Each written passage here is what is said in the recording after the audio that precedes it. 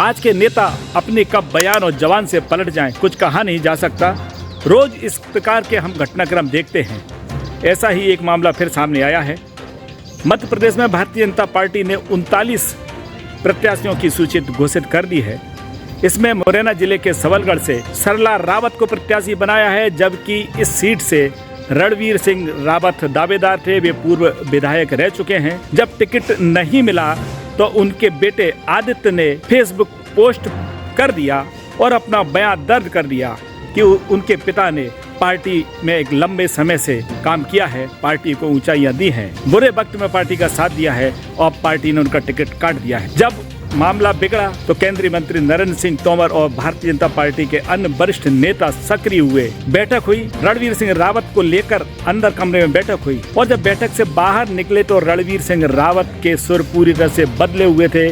उनका कहना था कि उन्हें किसी प्रकार की कोई नाराजगी नहीं है, वे पार्टी के सिपाही हैं। आखिर अचानक एक ही बैठक में ऐसा क्या हुआ कि रणवीर सिंह रावत का पूरा दर्द दूर हो गया और वे फिर पार्टी से जुड़ने और पार्टी के साथ समर्पित होकर कार्य करने की बात कहने लगे। नहीं, मुझे पता नहीं है और मुझे लगता है शायद वो पोस्ट हटा ली भी गई होगी। जब मेरी जो ध्यान में आया और मुझे लगता है शायद वो पोस्ट हटा ली भी गई होगी। और भारतीय जनता पार्टी, मैंने कहा कि भारतीय जनता पार्टी हमारे लिए माँ है और जैसे पार्टी ने मुझ जैसे सामान्य कार्यकर्ता को संगठन में और विधायक जैसे पद पर मुझे ले जाने का काम किया, मेरे जीवन में कभी ये ख्याल आ भी नहीं सकता। और भारतीय जनता पार्टी का जो निर्णय है वो योग्य निर्णय है, सही निर्णय है। पार्टी के कार्यकर्ता होने के नाते सभी कार्यकर्ता अपनी इच्छा व्यक्त करते हैं, लेकिन मैं मानता हूँ कि पार्टी का निर्णय कार्यकर्ता के हित में होता है, संगठन के हित में होता है। इसलिए इस प्रकार की कहीं से किसी प्रकार की कोई बात नहीं है। आपने अपने क्षेत्र में तमाम काम कराए और ये टिकट के लिए ही कराए थे आपने काम, और आप क्षेत्र में घूमते थे और उस समय लोगों से ये कहते थे कि मेरा ही टिकट फाइनल होने वाला है। कई बार आप हमको भी उस क्षेत्र में मिले, तो आपका जब टिकट फाइनल होने वाला था और आप लोगों से कह रहे थे, तैयारी भी करवा रहे थे, टीम बना चुके थे, फिर ये हुआ तो मैंने कभी क्या करेंगे जो आपके साथ आ गए थे सरला को छोड़कर? देखिए, मैंने कभी नहीं कहा कि मेरा टिकट फाइनल होने वाला। कभी भी मुझ जैसा कार्यकर्ता इस बात को नहीं कह सकता कि भारतीय जनता पार्टी में प्रत्याशी चयन करने की अपनी पद्धति है, परंपरा है, उसके मापदंड हैं। मैं कभी इस बात को मैंने कभी नहीं कहा कि भारतीय जनता पार्टी मुझे टिकट देगी। तो काम किया आपने, ठीक है, पार्टी के कार्यकर्ता होने के नाते पार्टी की जो जन कल्याणकारी नीतियां हैं, सरकार की नीतियां, मैं सदैव उन्हीं को लेकर हम नीचे गए हैं। सिंधिया जी के साथ जाकर पछतावा हो रहा है टिकट कट, सिंधिया जी के साथ जी नहीं, कोई इनाम नहीं मिला। नहीं, कोई नहीं, मैं नहीं समझता, मुझे लगता नहीं है कोई इस प्रकार की कोई बात आई होगी ना। भारतीय जनता पार्टी के इतना विशाल हमारा संगठन है, मुझ जैसे सामान्य कार्यकर्ता को इतनी जिम्मेदारियां दी हैं, इसलिए इस प्रकार की कहीं से किसी प्रकार की कोई बात नहीं है।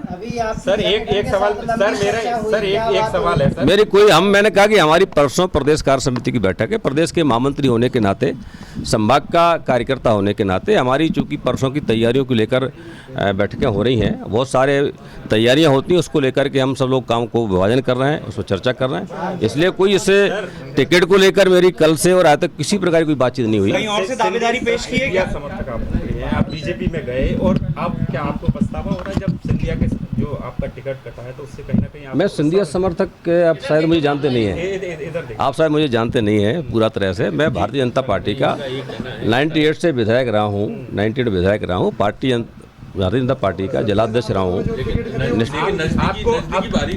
नहीं, मेरी को सबसे नज़दीक है, मतलब मेरे किसी से कोई वो नहीं है मेरी, तो चूँकि भारतीय जनता पार्टी का जो नेतृत्व है, हम सब लोग हमारे नेता हैं और से दावेदारी पेश कर रहे हैं। नहीं, मेरी कोई दावेदारी नहीं है। मैंने कहा भारतीय जनता पार्टी के हम सब कार्यकर्ता के नाते हमारा सबका ये फर्ज है कि आने वाले 2023 का जो विधानसभा का चुनाव है नवंबर में, उसमें भारतीय जनता पार्टी सभी सीटों पर हम जीते और हम सरकार बनाए, ये लक्ष्य हमारा है। समर्थकों को और कार्यकर्ताओं को कैसे समझाएंगे उनको? भारतीय जनता पार्टी में कोई समर्थक नहीं हो, सब कार्यकर्ता होते हैं।